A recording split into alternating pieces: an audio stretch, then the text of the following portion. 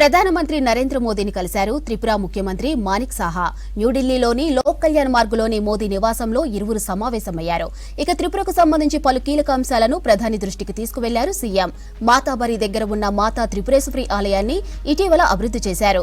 ఈ ఆలయాన్ని తిరిగి ప్రారంభించాలని మోదీని ఆహ్వానించారు మానిక్ సాహా.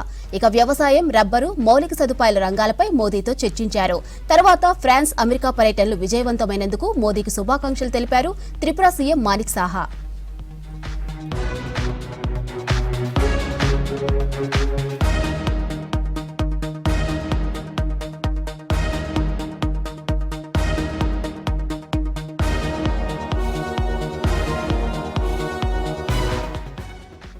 ప్రధానమంత్రి నరేంద్ర మోదీని కలిశారు త్రిపుర ముఖ్యమంత్రి మానిక్ సాహా. న్యూఢిల్లీలోని లోక్ కళ్యాణ్ మార్గులోని మోదీ నివాసంలో ఇరువురు సమావేశమయ్యారు. ఇక త్రిపురకు సంబంధించి పలు కీలక అంశాలను ప్రధాని దృష్టికి తీసుకువెళ్లారు సీఎం.